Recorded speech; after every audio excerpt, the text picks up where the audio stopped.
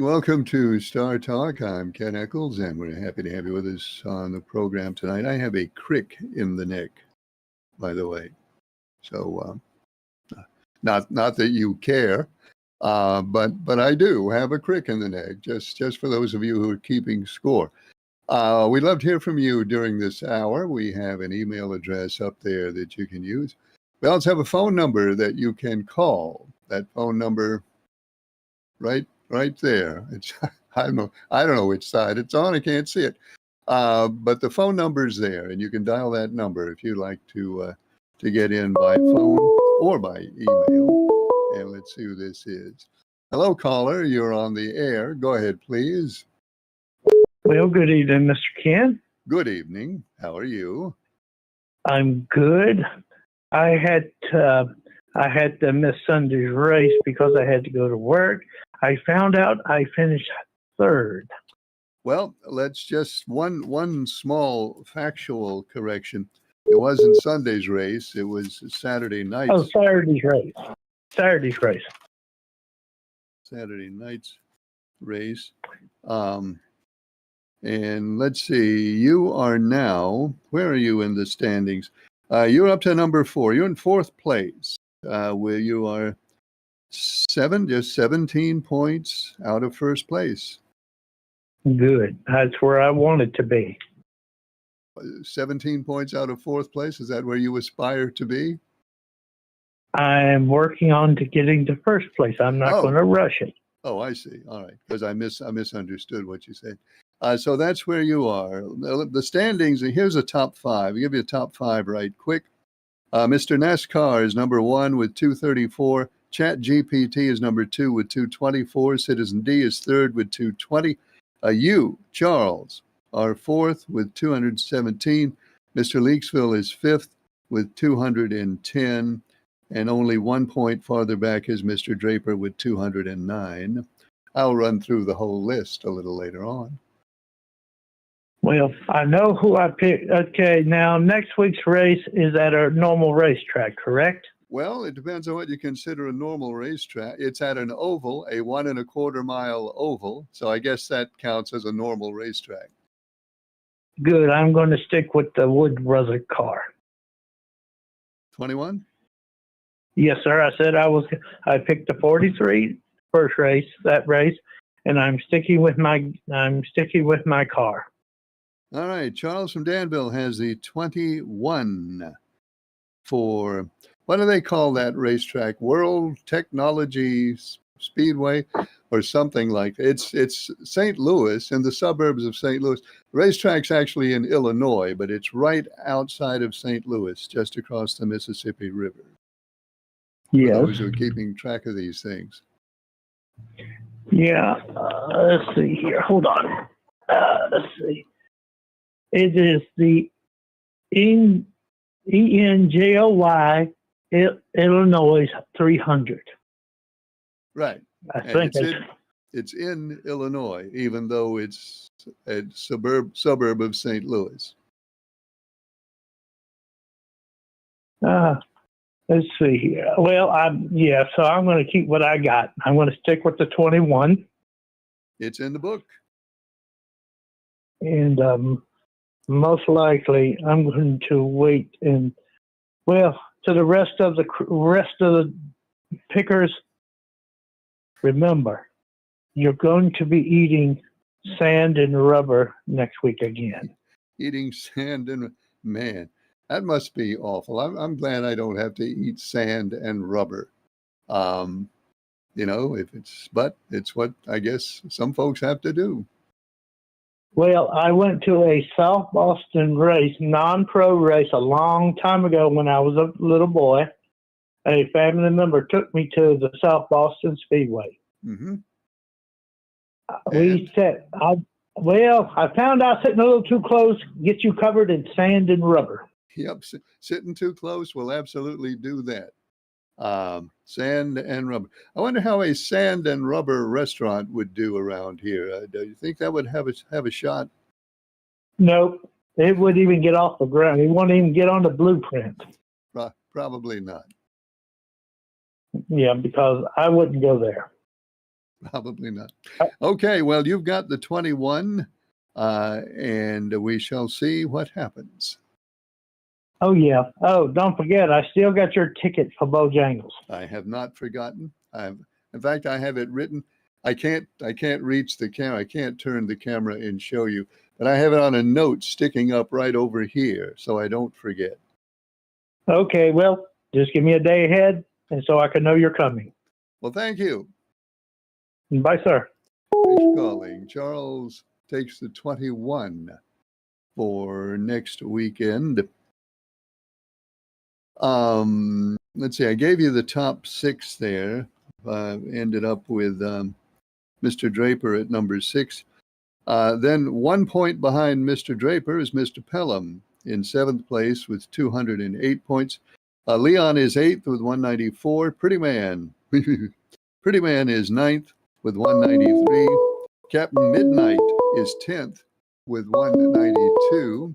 Hello, caller. You're on the air. Go ahead, please. Hey, Ken, it's Mark from Maydan. Hey, Mark. How are you? Okay, how you doing? I'm doing well. Thank you. That's good. Go ahead and put me down for Denny Hamlin for the next race. Right. I tried to call you last night. My mom was working checkers last night in the night, and she told me last night to take Denny Hamlin, but you weren't on last night. No, we weren't, but we got it now. Number 11 is in the book right next to your name. Okay. And don't forget, The Voice comes on September 22nd. I don't know when the Masked Singer comes on in January, I think. Yeah, I think that's not till the winter. But The Voice comes on when did you say? September 22nd. September 22nd. They got the same judges this year? I seen who was on there. I forgot who was going to be on there. I forgot who was on there. All right. Well, they got. I think they got some of the old ones back on there. I think. Okay. Well, all the Voice fans will be looking forward to that. Okay. All right. Thanks, Ken. Well, thanks for calling, Mark. Good to hear from you. Where was we? So Captain Midnight, number 10 with 192 points. Mark from Maydan, 11th place with 187. The Liberal is 12th with 177. Lady in Black has had 3 difficult weeks, and she now is number 13 with 172. Getting out of the cellar, out of the basement this week, Early Bird is number 14 with 169 points, and into the basement this year, and everybody has to take a turn. Into the basement this week is Jack with 164. So there are the standings as it goes right now. Next race, as we mentioned earlier, in Marion, Illinois. I think it's Marion, Illinois, just outside of St. Louis. 1.25 mile oval. So I guess, yeah, as Charles suggested, I think we can call that a normal racetrack. And that's where we stand. And I heard an email. An email just occurred. So let me get my other phone in front of me here and see what that's all about. No rush on this. Hello, Eccles. It's Pretty Man. Well, there are better ways to start than with a Pretty Man email, but that's what we have. Hello, Eccles. It's Pretty Man. I called to. No, you didn't call. You emailed. I called to object to your disrespect for me on my every nuance. You disrespect me at each place and opportunity, and I am not here just as a thing to be disrespected by you. Evidently, we must have said something that irked Pretty Man. I'm not here just to be disrespected by you. I am Pretty Man. if people knew my actual name, they would, if people knew my actual name, they would open their mouth. They would open their mouths and stare at each other and say, so that's who he is. Well, I don't know how they could say that with their mouths open, but it's your letter, so we'll go with what you say. They would open their mouths and stare at each other and say, so is that who that is? I am a well-known personality in this community and in many communities. I am a person of great stature and substance, and I am eloquent in my living. Well, all that sounds really good, pretty man, and we certainly congratulate you on it. I will not make yet my prediction for the next race. I will let my public continue to speculate and discuss who they think that my prediction would be. So stand by for another email from me. Oh, I'll be on pins and needles till I get that. Stand by for another email from me to have my prediction in it. And I know that you will be impressed by my great success. Okay, pretty man, we'll certainly stand by for that, and we'll see how impressed. We'll see how impressed we turn out to be. And thank you very much. Thank you very much for remembering to communicate your thoughts to us. Here's another email, a much more sensible one, but then that's a pretty low bar. A much more sensible email here says this. It says, Ken, what is up with the Epstein files? I heard that they might go ahead and release them. Is that right? They have released a portion of the Epstein files to a congressional committee, and the congressional committee will go ahead and release them to the public. I'll talk a little more about that in a second. Hello, caller. You're on the air. Go ahead, please. Hey there, Night Ken. Good. How are you? Pretty good. Enjoy your holiday weekend? Yeah, it was pretty good. Pretty nice holiday weekend. I had not a whole lot going on. I had a trip to the Piedmont Triad International Airport, which is always a thrill to drive over there to pick up a friend of mine at the airport. And that's actually was about as exciting as it got for me.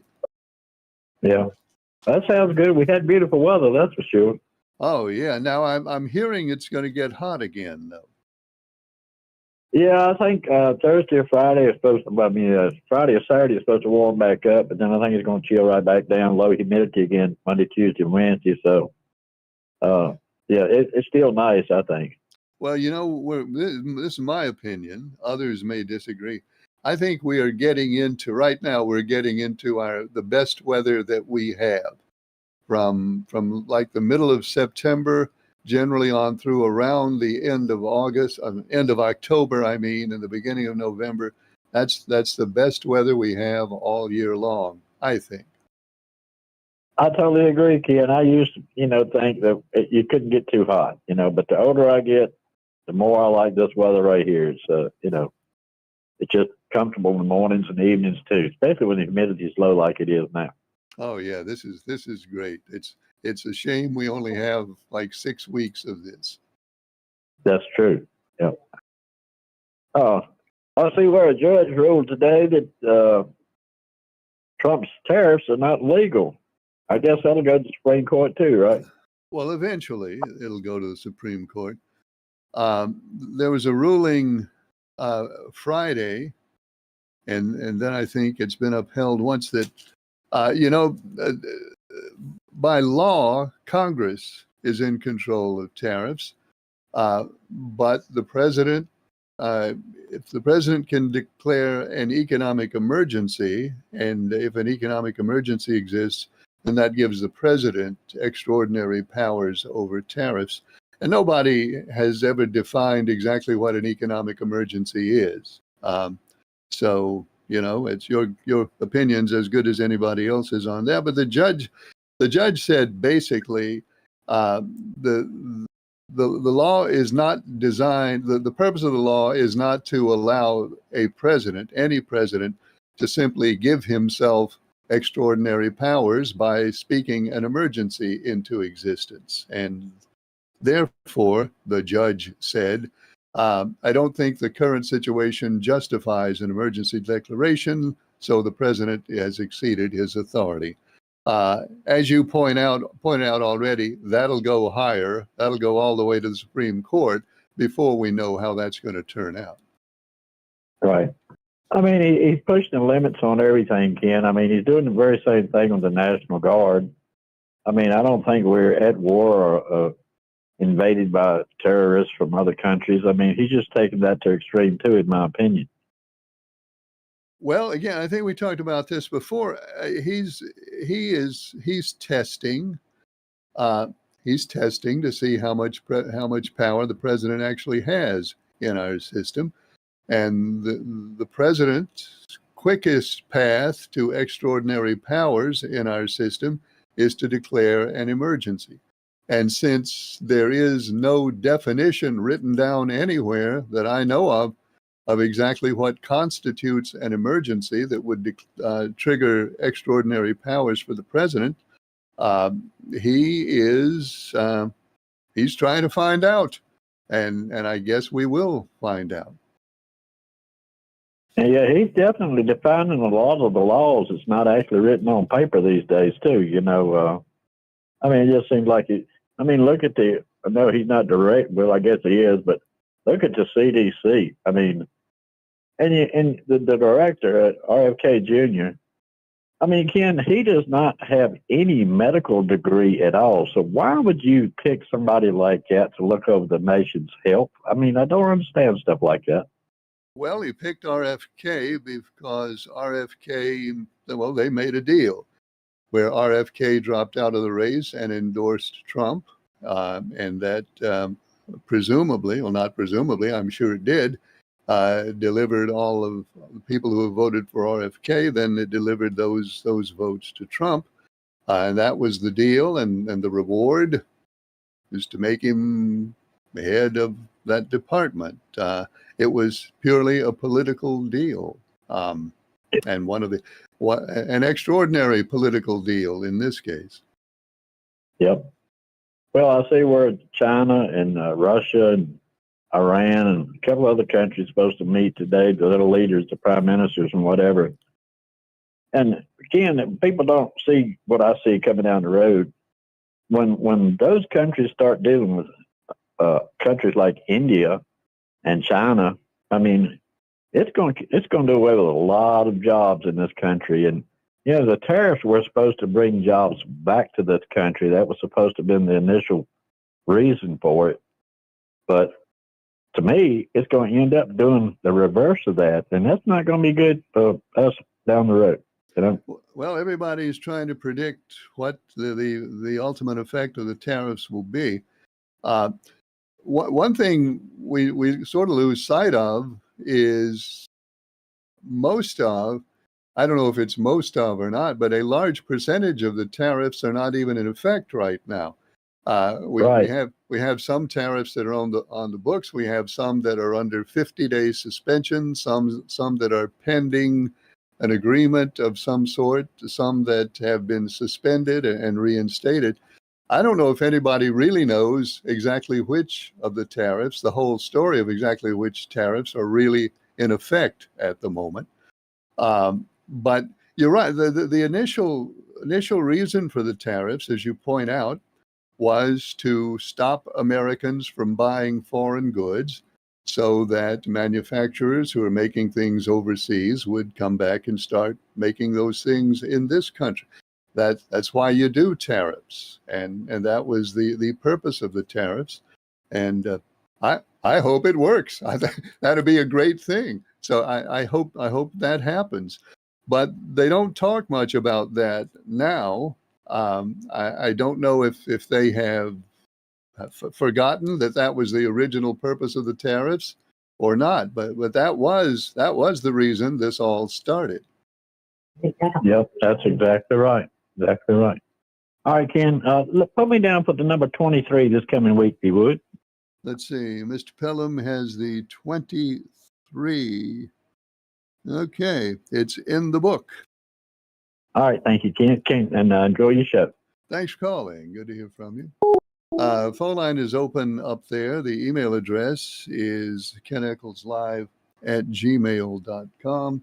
And if you're wondering what I'm doing, I'm looking for the phone to get back to these emails. Let's see, what were we Oh yeah, the one about the Epstein files. About 33,000 pages, as I understand it, have been released to this House committee, and they will be made public.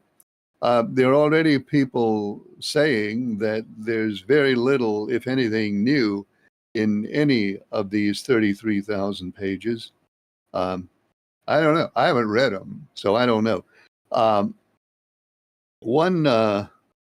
One congressman, and his name has escaped me, said that most of this information is already in the public domain. But we will see as people start parsing through these things.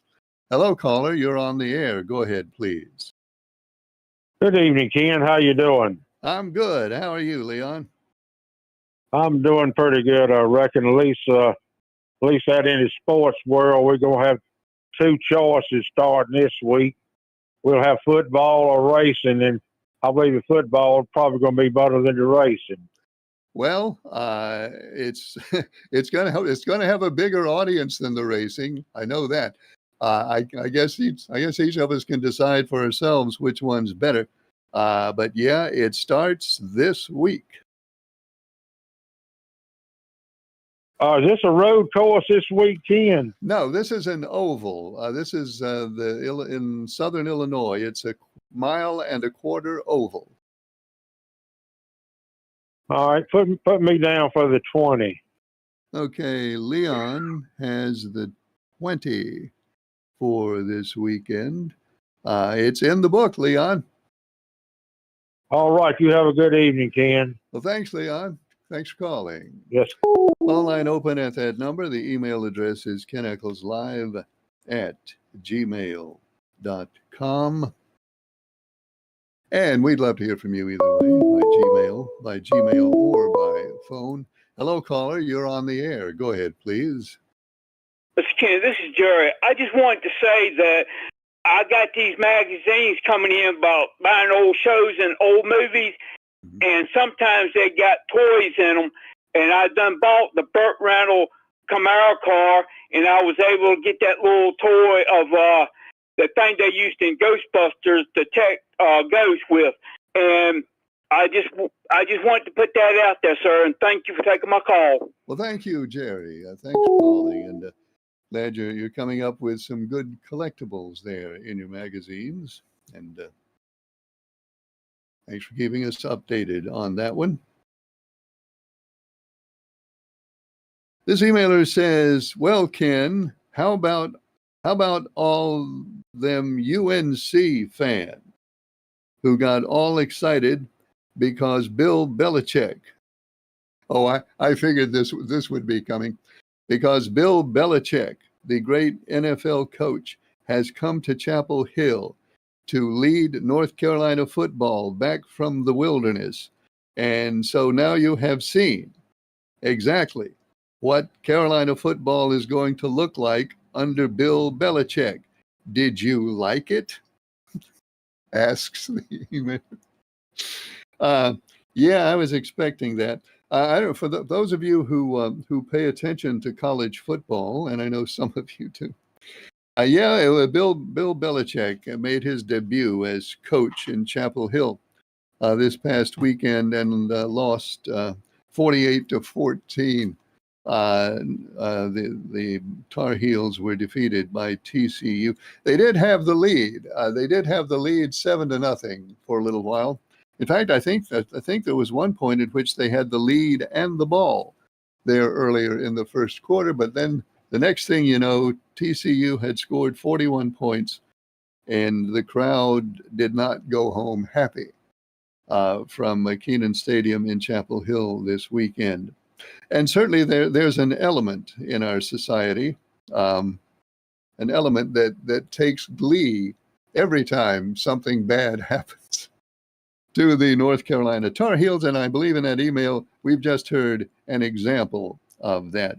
But that's one game, and there are many games remaining. Many games remaining. So we'll see how all that comes out. This email says, Ken, do you know what the average price of gas is in the country right now? And is it higher or lower than when Donald Trump took office? Because I keep hearing, mostly from the government, that the average price of gas now is down to $2.50 or $2.30 or something, and that a lot of people are paying $1.50 for gas now. But I have not been able to find any of that $1.50 gas. If you have, tell me where it is and what's the average price. I haven't found any of that $1.50 gas either. I've kind of given up looking for it. But if I see any, I'll be sure and let everybody. I'll announce it right here to the world if I see any. Even as we speak, I've got a AAA thing here, sort of bookmarked. Let's see, what is the average price of gasoline in America today? According to AAA, the average price of a gallon of unleaded regular gasoline is $3.186, $3.18 per gallon is the average price. And what was your other question? Oh, how's that compare to when Trump was inaugurated? On the day that President Trump took office, I believe I'd have to look this up to be sure. I think it was $3.10. I believe it was $3.10 a gallon. Now that was, of course, in the middle of January and people not doing as much driving. So $3.10 is what I believe it was. So that means it would be 8 6/10 cents per gallon more now than it was when the president took office. And no, I did not say that the president caused that. In fact, I'll say what you've heard me say so many times, and that is the president of the United States does not control the price of gasoline.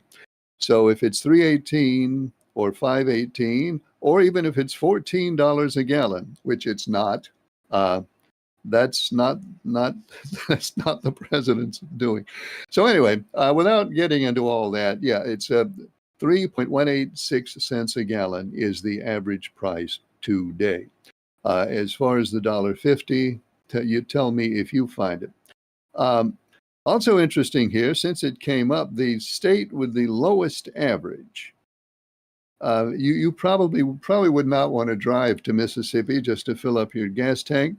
But if you did, you would find in Mississippi the state with the lowest average price of gasoline, $2.69. That's in Mississippi, and that's the lowest. I'm not going to look for the highest because I think we all know it's probably California anyway. So there you go. There's the answer to those questions. Here is another question. And this one here says, when are they going to release the rest of the Epstein files, and how many files is it altogether? I don't know. It's tens. Obviously, it's tens and tens and tens of thousands of pages of material. When are they going to release it all? I don't know. I don't know if they will release it all.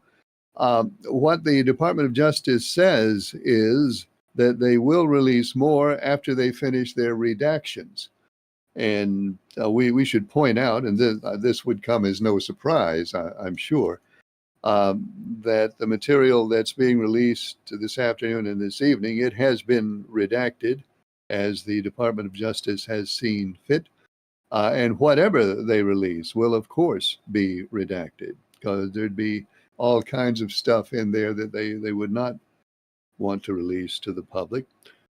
Certainly the names of any victims that have not been made public, and some other stuff too that they would not want to release to the public. So I really don't know if they'll all be released, but I do know that if they are all released, nobody will be satisfied. This is one of those situations where you just cannot satisfy everybody, because there will always be folks, and in this case, probably a lot of folks, who will look at what's released and they'll say, oh yeah, but look at all the stuff you took out of there before you released the files.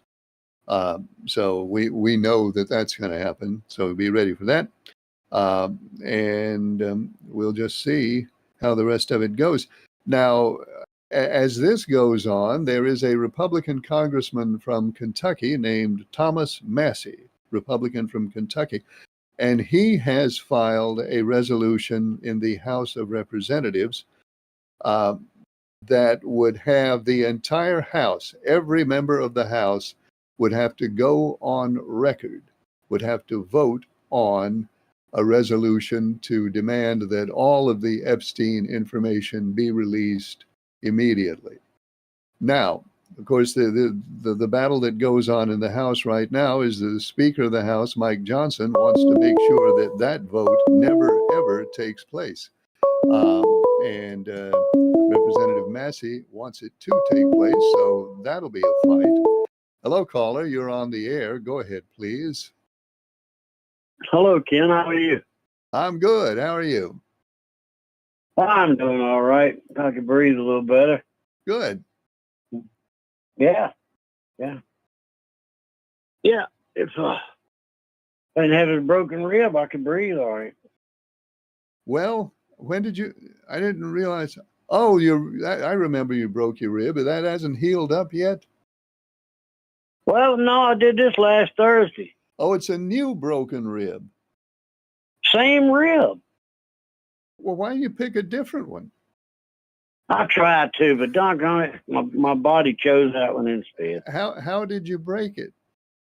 My neighbor was chasing a little dog up the road, and I went to my mailbox, and I was in the middle of the road, and I had flip-flops on, and the dog went left, and I went right, and then the dog went right, and I went left, and then when I went right one more time, my flip-flop folded under, my big toe stabbed in the road, and it spun me around again, I landed on my right knee and elbow and shoulder. And all I realized, I didn't even remember falling. All I realized was I was laying in the middle of the road. Now, what lesson do we learn from this? Don't be chasing no more neighbors' dogs. I'm too old. In flip-flops especially. Well, that too. My dad, he's fussing me for driving with flip-flops on. Well, it's it's probably not a good idea. It's a good reason. He said you could go for the brake pedal and hang on the bottom of it, and you couldn't put the brakes on if you had to real quick. That might be illegal to drive with flip-flops. I don't know. My feet are some numb on the bottom from the lumbar surgeries. Flip-flops are about the only thing I can wear that doesn't restrict my feet to where they get worse as I walk and feel like I'm walking on a round bottle instead of a flat feet. And flip-flops kind of support my left side of my left foot quite a bit. So have they taped up that rib? No, I didn't go. They don't do anything for them anymore. They don't even tape them up. Well, it may just be dislocated, but it's worse today, and it has been since I did. That'd be a week ago, day after tomorrow. That's 6 days now, ain't it? Well, you might want to get it looked at. Well, I didn't last time, and it's the same rib. It's just cartilage, and all it can do is heal. I make my own meds for it. I make my own meds for it. It works really good. I use the emu oil, and I use 3 different essential oils. One is, believe it or not, I use frankincense and myrrh, Okay. and I use menthol essential oil and tea tree oil in a mixture of the emu oil is a carrier. And I put it in roll-on bottles that I buy from Amazon, and I roll it on, and before you rub it in, the pain's gone basically, except the rib. It don't take it all the way. It made my shoulder numb. I mean, my shoulder don't have any pain in it now as it did before this. When I first rolled it on, I said, Lord Jesus, I know why they give you frankincense and myrrh when you were born. Wow. I never heard of Yeah, that. that's what Never heard of I hadn't either. that concoction. Well, I hadn't either. Said, well, you knew Jesus was given that when he was born, didn't you? Yeah, now that By the- I know, but I had Yeah, not by heard the of wise people man. using it in a pain medication. I never had either. You can look up myrrh, and it says it'll make your brain realize or think the pain that's there is not there. Well, if your brain thinks it's not there, then it's not there. Yeah, I know it. That's it, and it works. It really does. Well, Yeah, good luck 3 with drops per teaspoon. 3 drops per teaspoon of the carrier oil, or 9 drops per tablespoon of the essential oil into the carrier oil. that. Now, where do you buy myrrh and frankincense? Off Amazon. Well, of course, I should have known that. Exactly. Yeah, you can buy it at a health food store, but it's going to cost you an arm and a leg. All right. Well, Yeah. Hey, I just want to let y'all know. I looked it up when you was talking about it. Right now, gas at Murphy up at Walmart is $2.63.9 a gallon. that's good. That's about as good as it gets. Yeah. Murphy's always the cheapest, and I've always used it. Never had a problem with it. Oh, sure. I'm sure it's good gas. I wouldn't have any doubt of that. Yeah, I don't get it anywhere else. But I might not run out of tank in a month. There's only 14 gallons tank. You know, I don't go a whole day.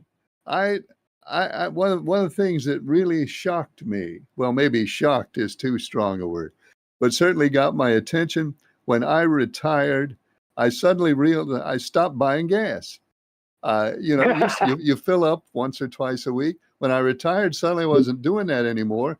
And I had all this money. I don't mean I had a fortune, but I know what you mean. Yeah. Suddenly I had a lot more money than I was used to having. And I was thinking, well, where's this money coming from? And then I realized I'm not buying a tank of gas once or twice a week. It makes a big difference. It really does. You remember me telling you that first time I'd had an electric bill under $100 that I could ever remember? Yeah. Yeah, well, this time I got my half a month projection, and it's $53 for my half a month. Wow, that's pretty And good. yeah, that's pretty doggone good. I don't know, something. I think they're checking somebody else's and putting it on me or something. Mine's always been $200-300. Well, Always above two. don't point it out to them. Well, I'm not using my 220 Central Air all summer. Oh, well, that changes things. I use that big 110 in my window and put it on automatic, and I put a fan in the hallway. It blows the cold air in through the rest of the house. And I got one over here. It blows back against me. So the house stays 76, 75 degrees from a 110 AC. It kicks on and off when it needs to, and that's the only thing I've done different. It made my bill go down that much. Have you ever And I have tried? gas. Have you ever tried I see them advertised online. It's an air conditioner that uses water. They say it's got a little bag thing in it, and you put that in your freezer and you freeze it, and you put it back in the air conditioner and turn it on, and that's supposed to cool a room completely with battery power. Have you ever tried one of those? No, I don't think that would. Are they small? Yeah, about the size of a toaster. Yeah, I've got one about half the size of a toaster that you put ice water in the top of it, and it kind of blows it out as a mist. Yeah. But But it's not like what you're talking about, I don't think. But I tried those little heaters they swore about, and plug them in your wall in your bathroom, heat the whole thing. Yeah. It'll be 65 degrees in that room before it'll heat it up to 80. well, And I called them. I got 4 of them. I said, this got to be great. I bought 4 of them. I called them. I said, you don't give me my money back, I'm going to put on every social media how big a ripoff you are and a liar. And I got to keep them all, and they give me all my money back. all right. Well, if something sounds too good to be true, it usually is too good to be true. Yeah. So I know I wouldn't have had much confidence in that. No, I still got them in the boxes in there. Okay, well. Anyway, hey, go ahead and give me Larson this time. Okay, Mr. Draper has. My choices with Hendrix has been stinking here lately. Yeah, well, you're still in pretty good shape, though. You're not too far out. Yeah, golly, I tell you. Whew. Okay, Mr. Draper has the 5 for Illinois. Let's see, how far down are you? You're just 25 points out of first place. I thought I was 19. Well, no, it's 25. You got 209 points. First place has 234. Okay. So, what place am I? I missed number that. 6. Number 6. That's my lucky number. All right, we're going to jump up front now. We'll look for that. Hey, really, go ahead and put me down for Ricky Bobby, if you would, please. All right, I'll put you down for the 5, and if the 5 doesn't qualify, then we'll give you Ricky Bobby. Ricky Bobby will do it, yeah. All right, have a good night. Thanks. Phone line is open. There's the number. The email address is keneckleslive@gmail.com, and we'd love to hear from you either by phone or by email, and we're about to hear from somebody else by email. Well, when winter comes and I don't have a breeze blowing in here any longer, I'll be able to keep the great book under control way better than I'm keeping it under control now. I'm keeping a pretty stiff breeze in here. Hello, caller. You're on the air. Go ahead, please. Hey, Ken, how you doing? I'm good. How are you? Well, I was doing pretty good. Ken, what do you think about you have a good running automobile out there just purring right along, and then you come in the pit and somebody come into the pit and wreck you? I wouldn't think too highly about that. It's bad enough. It's bad enough to keep yourself out of trouble on the track. But when you get wrecked in the pits, it's just time to go home, I guess. I'm glad I don't believe in conspiracy, cause that would be evidence that it wasn't. Yeah, that's pretty bad. If a driver cannot be safe in his own pit stall, I don't know what the world's coming to. All right, Ken. Look, I was hearing about that economic emergency also. Well, my question is, how do you have an economic emergency when you have the number 1 economy in the world? Well, I don't know how to answer that. Again, there's not a definition anywhere of what constitutes an emergency. When they wrote the law, they didn't write that, and I guess it would be hard to write that into a law because there's so many possible circumstances. But it's a good question. Yeah, I mean, if you number 1 and you have a crisis, then the rest of the world has a disaster, don't they? What can we say? you know, we're accustomed to law being precise.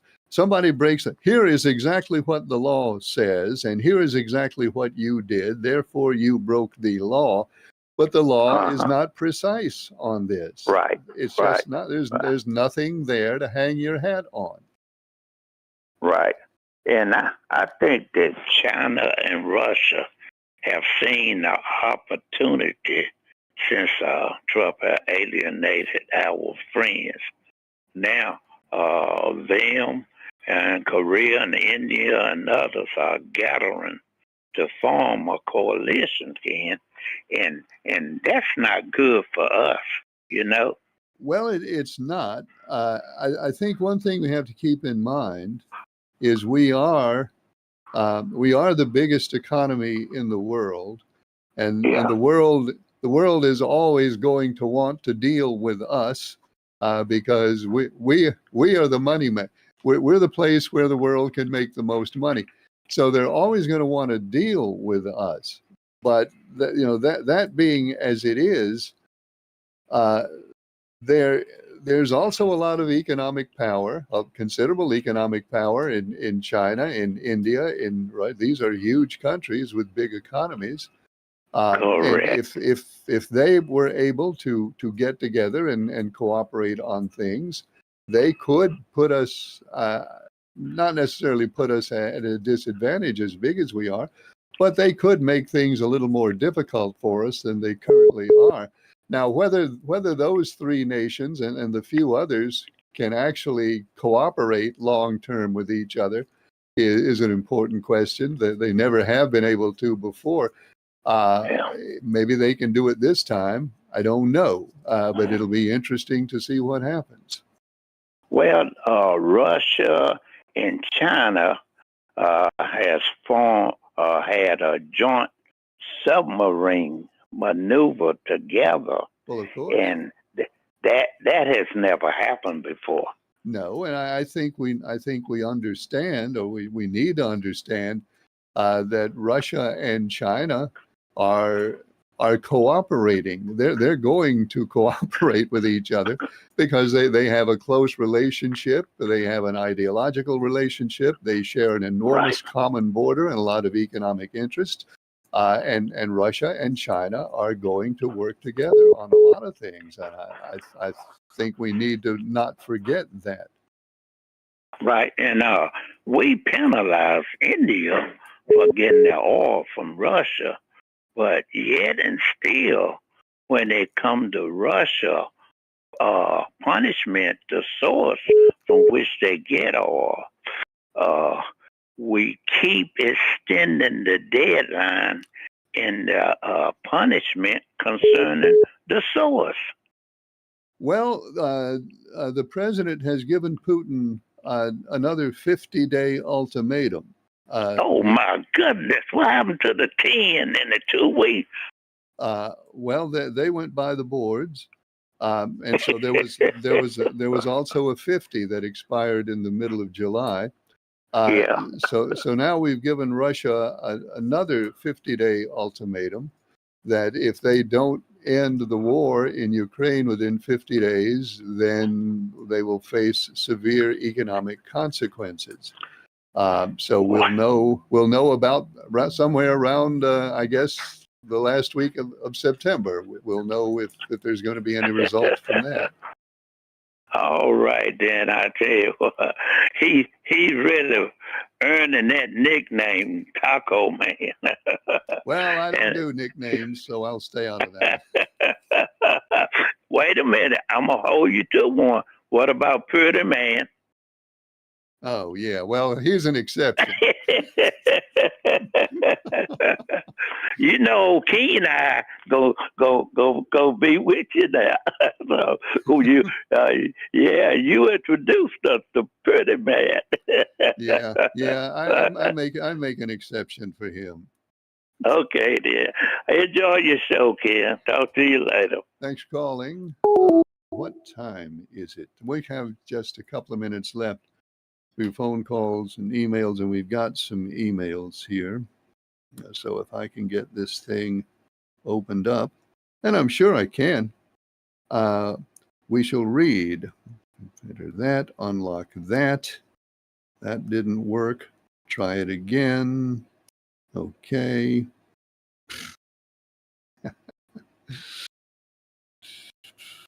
Okay.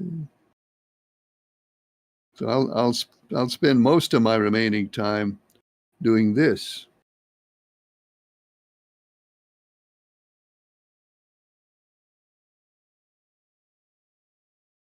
Is this fun watching this?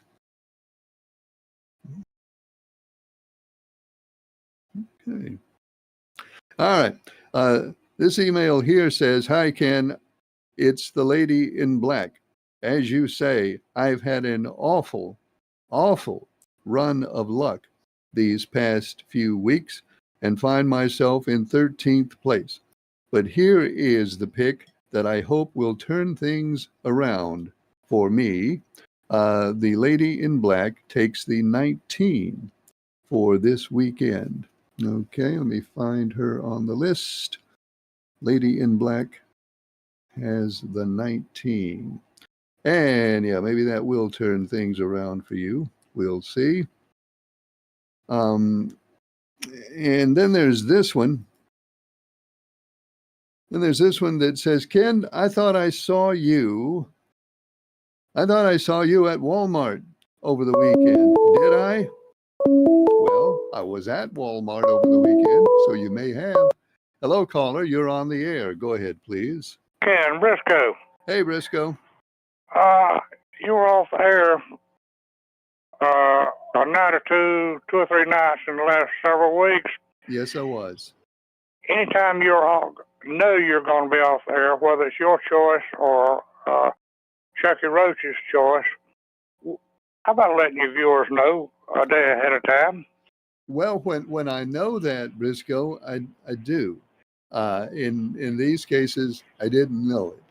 But when I know I'm going to be away, I will say I'm going to be away. I won't be here this and such night. I will always do that when I know in advance. I know you were off there this past Monday night and the past Wednesday night. Yes, I was, but I didn't know ahead of time that I was going to be off, so that's why I didn't say anything. Well, anytime you know ahead of time, please let the viewers know. Because I pretty well plan Monday, Tuesday, and Wednesday nights around your program. Well, I appreciate that, Briscoe, and I'm sorry I didn't let you know, but when I do know, I will tell you. Thank you so very much. Okay, thanks, Briscoe. And let's see, then there was one other one that says, "Ken, you keep saying this is not a sports talk show. You keep saying this is not a sports talk show, but you keep talking about sports." Well, yeah, if somebody wants to talk about sports, I talk about sports. Listener's choice. But the emailer says, "Why don't you remedy this situation by just doing a sports talk show in addition to the show that you already do? For example," he provides me with a helpful example. "For example, you could do your regular show on Monday, Tuesday, and Wednesday like you do now, and then you could do a sports talk show on Thursday, and everybody could call in and talk sports to their heart's content. Why don't you do that?" I don't know. They'd have to pay me for another. They'd have to pay me for another night, and believe me, I make a whole lot. It's just incredible how much money I get paid for being on the air for an hour. So that'd be another hour they'd have to pay me for. So that might be an issue. But I don't know about that. But I do know this. That's all the time we have tonight for Star Talk. We're on the air Mondays, Tuesdays, and Wednesdays. I hope you'll join us next time. Thanks for watching. I'm Ken Echols.